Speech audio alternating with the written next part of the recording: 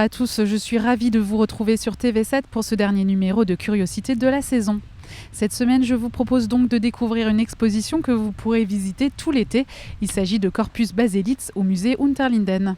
À l'occasion du 80e anniversaire de l'artiste allemand Georg Baselitz, le musée Colmarien présente pour la première fois en France un ensemble inédit de 70 œuvres, peintures, dessins et sculptures réalisées entre 2014 et 2018. Depuis ses premiers tableaux renversés de 1969, Georg Baselitz a multiplié de façon plus ou moins régulière, dans la tradition du nu et de l'autoportrait, la représentation de son propre corps accompagné au nom de celui de son épouse, Elke. Si son regard était jusqu'alors celui d'un observateur distancié, dans la série des œuvres qu'il entame à l'hiver 2014-2015, il se confronte à la réalité de son âge avancé et à l'usure du temps.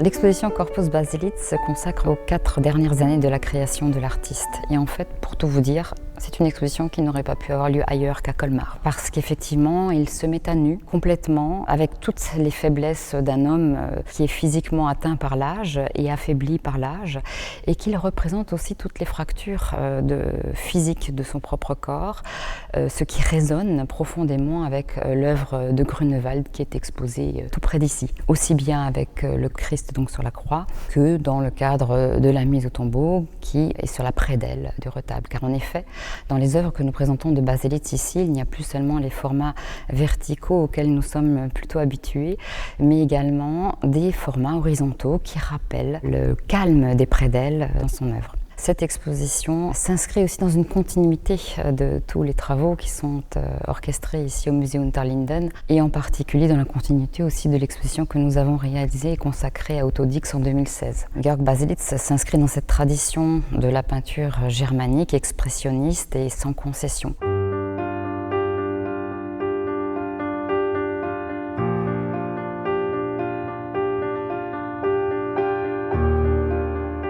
L'objectif était aussi de rendre hommage à Baselitz qui cette année a 80 ans et on ne pouvait pas se contenter de 400 mètres carrés de la surface de cette salle-là puisque comme vous le voyez on accueille à peu près une quinzaine de tableaux. Rendre hommage à un artiste du niveau de Baselitz qui figure parmi les plus grands artistes contemporains vivants. On se devait pour cela de vider aussi le R+1 qui accueille normalement nos grands formats pour les collections d'art moderne. Cela nous a permis de présenter au R+1 de manière à peu près chronologique pour ces 4 années, des œuvres plus intimes, que ce soit ces formats horizontaux que j'évoquais, de lui sur fond très noir, très obscur, mais de mêler aussi ces œuvres-là avec ces dessins. Donc on a une quarantaine de dessins présentés dans cette exposition, 26 peintures précisément, dont 2 énormes diptyques et aussi 3 sculptures.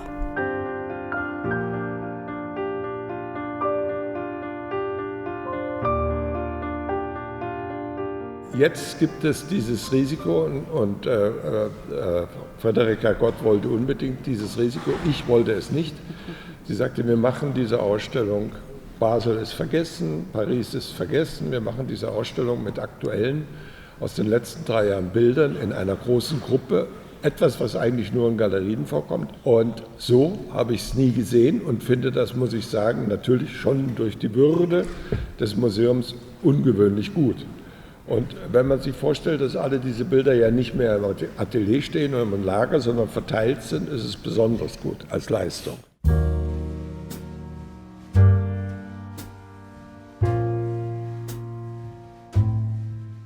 Baselitz s'est intéressé à son propre corps et à celui de son épouse depuis le début des années 70. Et en fait, la particularité de ce travail, c'est qu'il fait la synthèse quelque part de toute une existence, de toutes ses exigences, de toutes ses références. Baselitz est né en 1938 en Saxe et à partir de 1961, il choisit d'emprunter son nom d'artiste à celui de sa ville de naissance qui est Deutsch Baselitz. Comme l'ont fait autrefois les maîtres anciens comme Cranach, comme Léonard da Vinci ou Jos van Cleef. En 1969, il retourne ses motifs. Il faut se replacer dans le contexte des années 60 qui sont celles de l'abstraction et du pop art. Et lui, il choisit de rester figuratif en continuant à traiter le motif, le sujet, mais en l'inversant pour nous attirer davantage vers le travail de la technique, de la matière et de la couleur. Donc ça, c'est un choix plastique qui est à la fois une marque de fabrique, mais aussi un peu pour lui une provocation et qu'il va continuer à utiliser jusqu'à nos jours dans sa pratique artistique.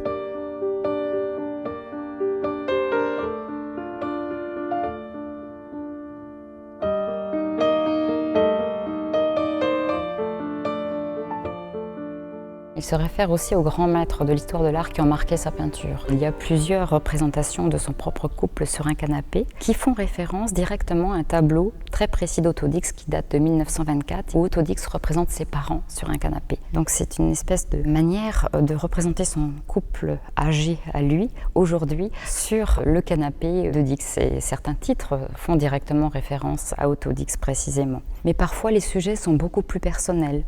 Il fait aussi des œuvres qui représentent son propre corps alité sur un lit d'hôpital, se référant directement à une actualité de sa vie personnelle, lorsqu'il a été hospitalisé pour des problèmes de santé assez graves. Et ce motif, il va le répéter de manière isolée ou alors de manière répétée dans un grand format comme dans le diptyque qui s'appelle Arherie matute occupato. C'est un grand diptyque qui montre la répétition de son corps nu et fragmenté, donc étêté, sur un lit d'hôpital, comme si la répétition pouvait supprimer le côté pathétique de la scène. En même temps, il recouvre ses corps de ce halo lumineux blanc, de manière un peu pudique, comme pour les couvrir d'un voile, mais il y a toujours ce fond obscur et ce couloir central très sombre et noir vers lesquels les corps semblent se diriger ou s'enfoncer.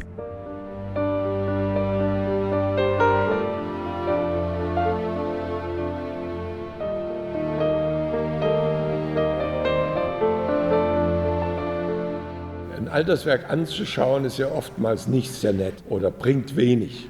Und ich kenne ja eigentlich nur von Angesicht gescheiterte Alterswerke. Also ich kenne das von Dix, ich kenne das von Picasso und von Miro und von Dubuffet und so weiter. Wenn man das kontrolliert, da gibt es eine Phase in der Frühzeit, das ist teuer, beliebt und ungeheuer eindrucksvoll. Und danach passiert etwas, was man dann entschuldigt mit Alterswerk. Das ist allgemein so. Und jetzt muss man schlichtweg verglichen mit einem Mann, der nicht komponiert, sondern nur Klavier spielt. Ein Pianist kann, Chopin-Pianist, der erfolgreich war, Benedetti, Michelangelo oder irgendjemand, der kann irgendwann nicht mehr seine Finger so richtig, weil er Gicht hat oder überhaupt. Chopin ist trotzdem wichtig, ganz wichtig, ob er das nun spielt oder nicht. Bei uns Künstlern ist es anders. Wir haben keine Interpreten, die unsere Gedanken oder unsere Komposition wiedergeben. Wir werden mit jedem Tag, gibt es diese, die man sich selbst stellt, diese Forderung weiterzumachen. Bitte nicht schwach werden, denn draußen ist die Hölle los, du musst irgendwas dagegen setzen, du musst eine Antwort geben. Also dieser Antrieb ist unglaublich wichtig.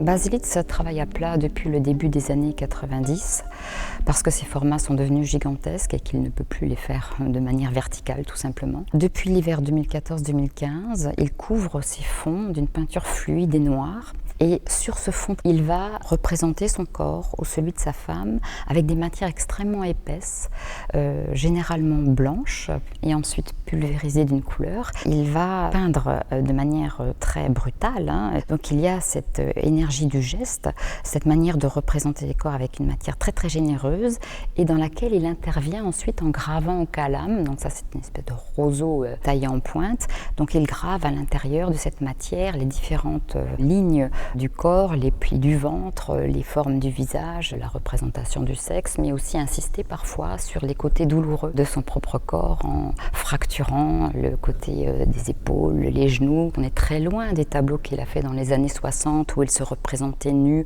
parfois avec un sexe en érection. Là, on est face à l'impuissance d'un homme qui se représente affaibli par l'âge et avec un sexe pendant.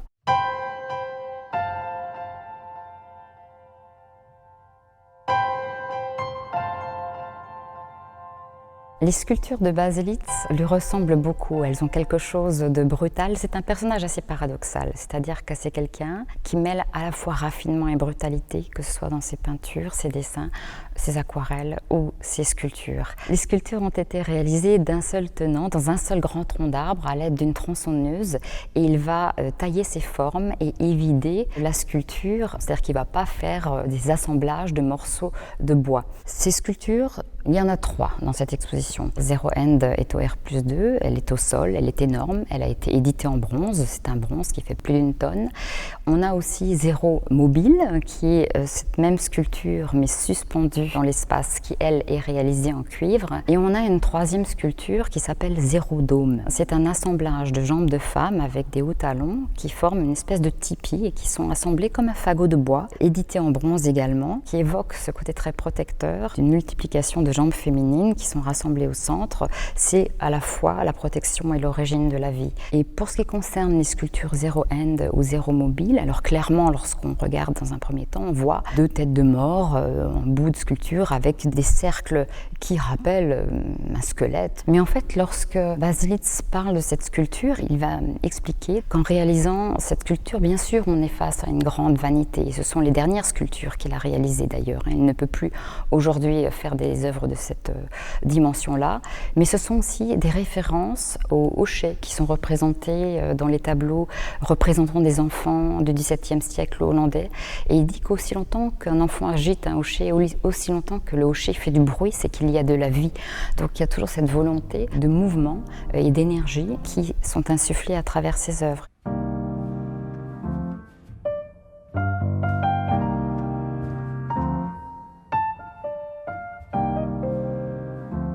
Was soll ein Künstler machen, wenn die Zeit überlebt? Wir reden ja immer von Zeitgenossenschaft und die Zeitgenossenschaft, wenn sie sich über 60, 70 Jahre hinzieht, ist eigentlich als Zeitgenossenschaft nicht mehr glaubhaft, weil es sind ja dann schon 3 Generationen. Das ist ja wirklich ein Problem, was sich darstellt. Ich habe mich ja lange Zeit gar nicht mehr in der Zeitgenossenschaft befunden, weil ich Klassiker war oder überhaupt schon weg war und so weiter. Jetzt habe ich aber erleben dürfen, zum Glück, dass viele Zeitgenossen nicht mehr da sind, die wesentlich jünger sind als ich.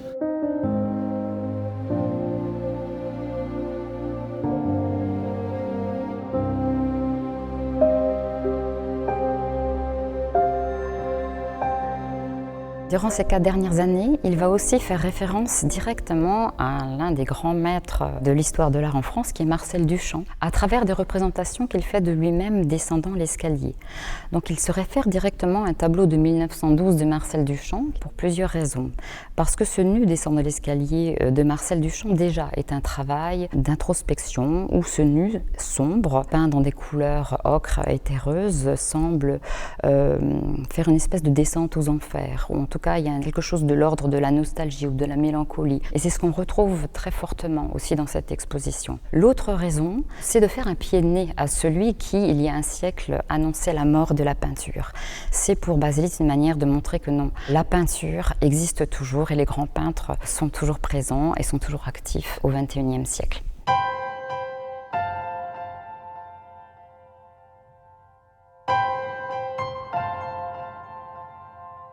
Toutes ces références à l'histoire de l'art, aux grands maîtres de la peinture, se retrouvent finalement résumées dans les œuvres des 4 dernières années de Baselitz. Et c'est ce qui rend ce travail si attachant et c'est ce qui touche aussi, je pense, le public. Parce qu'il y a une rencontre de l'artiste avec lui-même et aussi une rencontre du public avec quelque chose qui nous ressemble et quelque chose qui nous rappelle notre fragilité.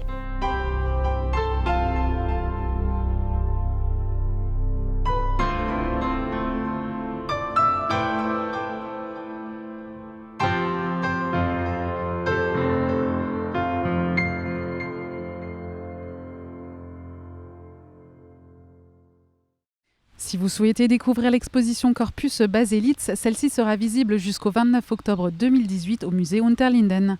Pour toute information complémentaire et pour connaître le détail des événements, visites guidées et conférences organisées autour de cette exposition, je vous invite à consulter le site internet suivant musée-unterlinden.com. Voilà, Curiosité, c'est terminé pour cette saison. Je vous donne d'ores et déjà rendez-vous en septembre pour de nouvelles découvertes dans les salles d'exposition colmariennes. D'ici là, passez un bel été, prenez soin de vous et surtout, restez curieux. En attendant, salut!